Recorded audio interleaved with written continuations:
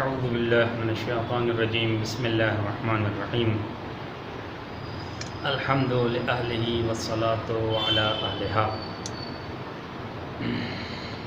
اما بعد فقد قال اللہ الحکیم فی القرآن الکریم وهو اصدق الصادقین وقولہ الحق اعوذ باللہ من الشیطان الرجیم وقضى ربك الا تعبدوا الا اياه وبالوالدين احسانا اما یبلغن عندك الكبر احداهما او كلاهما فلا تقل لهما اف ولا تنهرهما وقل لهما قولا کریما۔ خداوند متعال قرآن مجید میں ارشاد فرما رہا ہے سورہ اسراء میں آیت نمبر 23 آیت نمبر 23 میں خداوند متعال ارشاد فرما رہا ہے کہ خدا کا یہ فیصلہ ہے کہ اللہ تعبدوا الا ایاہ، اللہ کے علاوہ اور کسی کی عبادت نہ کی جائے، یعنی خدا کی صرف اور صرف عبادت کرنے کے لیے اللہ حکم دے رہا ہے کہ صرف اللہ کی عبادت کی جائے۔ اس کے بعد اللہ کی عبادت کا اللہ خود اپنی عبادت کا حکم دینے کے بعد کیا کہہ رہا ہے؟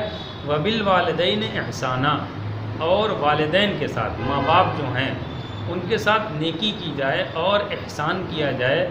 اور اس کے بعد کہہ رہے اما یبلغن، دونوں اگر بوڑھے ہو جائیں، اگر یا دونوں میں سے کوئی ایک اگر بوڑھے ہو جائیں، سن رسیدہ ہو جائیں، تو جو ہے ہماری کیا ذمہ داری ہے؟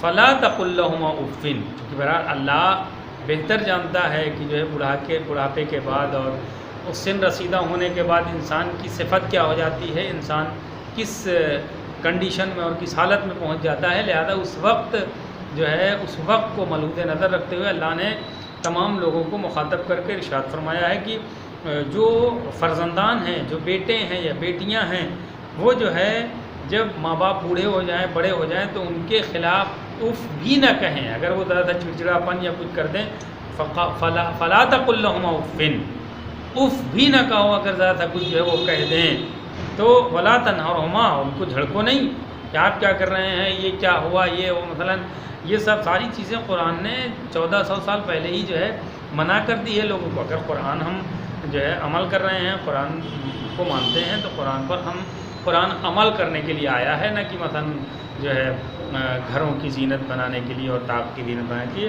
وَقُلْ لَهُمَا قَوْلًا كَرِيمًا، اس کے بعد پھر سیلوشن کیا بتایا، کیا کریے آپ دیکھیے جھڑکیے نہیں اور برا بھلا ان کو نہ کہیے، تو پھر کیا کریں ہم، کیا کریں؟ قرآن نے یہ بھی کہا قولاً کریما، کریم قول، کیا قول؟ کریم قول کیا مطلب؟ کرامت سے بھرا ہوا، ان کے ساتھ جو ہے محبت بھری نگاہوں سے دیکھیں۔ محبت بھری نگاہوں سے اگر کسی نے ایک مرتبہ اپنے والدین میں سے کسی کو دیکھا تو اس کا نتیجہ کیا ہوتا ہے؟ اللہ اسے جو ہے محبت بھری نگاہ سے دیکھتا ہے۔ قرآن کہہ رہا ہے کریم نگاہ سے، کریم قول سے ان سے جو ہے بات کرو، یعنی محبت بھرے انداز میں ان سے باتیں کرو۔ اس کا نتیجہ یہ ہوگا کہ دنیا میں آسائش و آرام کے اللہ اسباب مہیا کرے گا ان کے لیے کہ جو ہے ان سے کریم قول اور اچھے انداز میں ان سے بات کریں گے۔ اس کا نتیجہ یہ ہوگا، لہٰذا قولاً کریما، یعنی اگر دنیا میں کسی نے اپنے ماں باپ سے نیکی سے پیش آئے اور احسان کیا تو اس کا نتیجہ یہ ہوگا کہ دنیا ہی میں اللہ ان کو جو ہے نتیجہ دے گا، یعنی ان کے رزق میں اللہ اضافہ فرمائے گا۔ سب سے اہم چیز رزق میں اضافے کی جو دلیل ہے اور جو وجہ ہے وہ یہ ہے کہ انسان اپنے ماں باپ کے ساتھ نیکی کرے۔ آج کل لوگ جو رزق سے پریشان ہیں اور فائنینشیل پرابلم لوگوں کی زندگیوں میں آ رہی ہیں، وہ یہی ہے کہ اپنے والدین کے حقوق کو جو ہے ہم اور آپ جو ہے ادا نہیں کر رہے ہیں۔ اگر ہم اور آپ جو ہے اپنے والدین کے حقوق کو ادا کرنے لگیں تو جو ہے ہماری رزق میں اضافہ ہونے لگے گا اور جو ہے ہماری زندگی میں سکون اور اطمینان جو ہے اللہ عطا فرمائے گا، کیونکہ دنیا جو ہے لازم و ملزوم ہے، یعنی اگر آپ ایسا کریں گے تو ایسا ہوگا۔ یہ دنیا میں اللہ نے اپنے اوپر لازم کر دیا کہ کسی نے گناہ کیا تو اس گناہ کا اثر انسان کے اوپر حتماً ہوگا، اگر کسی نے نیکی کی تو اس نیکی کا اثر انسان کی زندگی پر حتماً ہوگا، کوئی اسے روک نہیں کر سکتا ہے۔ کچھ بھی ہو جائے، دنیا ادھر کی ادھر ہو جائے، لیکن اسے کوئی روک نہیں سکتا. لہذا اگر ہم والدین کے ساتھ، ماں باپ کے ساتھ جو ہے برائی کرتے ہیں تو اس کا اثر ہماری زندگی میں برائی کی صورت میں حتماً آنا ہے.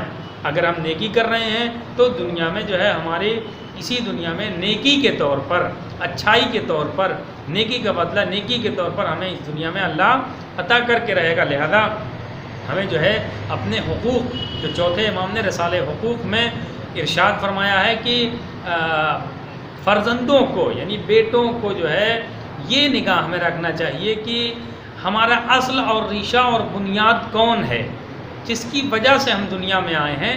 صرف یہی اگر ہم اور آپ جو ہے نگاہ میں رکھ لیں اور غور کر لیں، فکر کر لیں، صرف اسی پر ہم جو ہے متوجہ ہو جائیں کہ ہم کس کی وجہ سے، کس کے وسیلے سے دنیا میں آئے ہیں. خداوند متعال نے دنیا میں کس کے ذریعے ہمیں اس دنیا میں بھیجا ہے، یہ اگر ہم دنیا میں غور کر لیں تو جو ہے ہماری مشکلات جو ہے حل ہو جائیں گی. لہذا ہمیں چوتھے امام فرماتے ہیں کہ اصل و اساس اور ریشہ جو ہے کون ہے، ہمارے والدین ہیں اس دنیا میں آنے کے، اور والدین اگر وسیلہ نہ بنے ہوتے تو ہم اس دنیا میں نہیں آ سکتے تھے. لہذا ہمیں اس چیز کی طرف متوجہ ہونا چاہیے کہ اگر اس کے بعد قرآن کیا ارشاد فرما رہا ہے کہ وَخْفِضْ لَهُمَا جَنَاحَ الذُّلِّ مِنَ الرَّحْمَةِ وَقُلْ رَبِّ ارْحَمْهُمَا كَمَا رَبَّيَانِي صَغِيرًا. اور اپنے دونوں کندھوں کو جھکائے رہو. کیسے؟ یعنی جب وہ کچھ کہہ دیں تو ہم اکڑ کے سینے کو تان کے ان کے سامنے نہ کھڑے ہو جائیں. یہ سوچیں کہ اگر آج وہ ضعیف ہو گئے ہیں تو یہ طاقت جو ہمارے بدن میں ہے یہ کس کی دی ہوئی ہے؟ انہی کی طاقت ہے جو ہمارے بدن میں کنورٹ ہوئی ہے اور منتقل ہوئی ہے. اگر یہ ہمیں قدرت اور طاقت اور جب ہم ضعیف تھے یہ ہمارا سہارا نہ بنے ہوتے تو آج یہ طاقت اور قدرت جو ہے ہم کو نہ ملی ہوتی. لہذا اگر ہم قرآن یہ کہہ رہا ہے آیت سورہ اسراء کی آیت نمبر 24 میں اسی کے بعد والی آیت میں ارشاد فرما رہا ہے کہ وَخْفِضْ لَهُمَا دونوں کے لیے جو اپنے شانوں کو جھکائے رکھو، جناح الذل ذلیل اپنے کو ان کے سامنے رکھو، من الرحمہ اور رحمت کے ذریعے ان کے لیے رحمت کی خواہش کرو. وَقُلْ رَبِّ ارْحَمْهُمَا كَمَا رَبَّيَانِي صَغِيرًا. اللہ سے دعا کرتے رہو کہ اللہ جس طریقے سے بچپنے میں ہمارے اوپر ہمارے والدین نے رحم کیا ہے اور اب خود جو ہے بھوکے رہ کر ہمیں کھانا کھلایا، خود گیلے میں رہ کر ہمیں سوکھے میں رکھا، خود پیاسے رہ کر مجھے پانی پلایا، خود جو ہے گرم موسم میں گرمی میں رہ کر ہمیں ٹھنڈک میں رکھنے کی کوشش کی.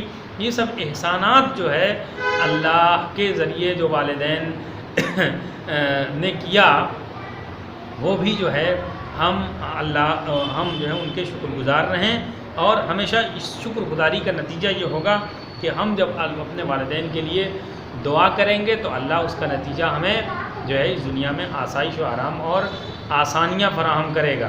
لہذا ہمیں جو ہے اپنے والدین کے لیے یہ سوچنا چاہیے کہ ہمیں دنیا میں آنے کا وسیلہ کون بنا؟ یہی والدین. تو اس کے لیے زندگی میں اگر وہ زندہ ہیں تب بھی ہمارے کچھ فرائض ہیں، ان فرائض کو ہم جو ہے ادا کرتے رہیں. وہ فرائض کیا ہیں انشاءاللہ اللہ نے آئندہ توفیق دی. چوتھے امام نے رسالہ حقوق میں بیان کیا ہے. زیادہ طویل بات نہ ہو جائے اس لیے میں اختصار کو مد نظر رکھتے ہوئے صرف وہ ایک عمل جو ہر شب جمعہ ہر فرزند پر، چاہے وہ بیٹی ہو بیٹا ہو، فریضہ بنتا ہے اور ضروری ہے کہ اس عمل کو انجام دے. شب جمعہ 2 رکعت نماز ہے کہ اگر والدین نہیں ہیں دنیا میں تو جو ہے ان کے لیے عالم برزخ میں ہدیہ اور تحفے کے طور پر پہنچائیں. وہ اس کے بعد اگر زندہ ہیں تو ہم ان کے لیے آسائش و آرام اور فائنینشیل پرابلم کو بھی دور کرنے کی کوشش کریں. اس لیے کہ اگر وہ ہمارے بچپنے میں ہمارے اوپر رحم نہ کیے ہوتے تو اللہ نے جو بھی نعمتیں ہمیں، چاہے طاقت کی نعمت، قدرت کی نعمت، پیسہ دیا ہے، روپیہ دیا ہے، کچھ بھی دیا ہے، سب کچھ انہی کا نتیجہ ہے. اگر وہ نہ ہوتے تو نہ ہمیں عزت ملتی، نہ طاقت ملتی، نہ شہرت ملتی، نہ قدرت ملتی، کچھ بھی نہ ملتا اگر وہ وسیلہ نہ بنے ہوتے دنیا میں آنے کا. لہذا ہمیں جو ہے اس چیز کو ذہن میں رکھتے ہوئے یہ اپنے فریضے کو کہ اگر وہ کسی چیز کی ضرورت ہے ان کی ضروریات کو ہم پورا کریں. دنیا میں اگر ہیں اگر دنیا میں نہیں رہ گئے ہیں تب بھی ہم بری نہیں ہو جاتے ہیں۔ حقوق صرف دنیا ہی تک نہیں ہے بلکہ دنیا سے جانے کے بعد بھی حقوق اور ذمہ داریاں اور بڑھ جاتی ہیں۔ ان ذمہ داریوں کو ہم ذہن میں رکھیں۔ سب سے اہم ذمہ داری اور آسان بھی ہے اگر ہم اور آپ جو ہے عمل کرنے کی کوشش کریں، وہ یہ ہے کہ شب جمعہ 2 رکعت نماز مغرب اور عشاء کے بیچ میں نماز پڑھ کر نماز مغفرت والدین 2 رکعت نماز ہے۔ پہلی رکعت میں سورہ الحمد کے بعد رب اغفر لی ولوالدی وللمؤمنین یوم یقوم الحساب پڑھیں، اور دوسری رکعت میں سورہ الحمد کے بعد ربنا اغفر لی ولوالدی ولمن دخل بیتی مؤمنا وللمؤمنین والمؤمنات، یہ دونوں رکعت میں سورہ الحمد کے بعد پڑھنا ہے۔ اس کے بعد نماز جب ختم ہو جائے نماز صبح کی طرح پڑھنا ہے، نماز صبح کی طرح پڑھنا ہے، اور اس کے بعد جب نماز ختم ہو جائے تو 10 مرتبہ رب ارحمہما کما ربیانی صغیرہ پڑھنا ہے۔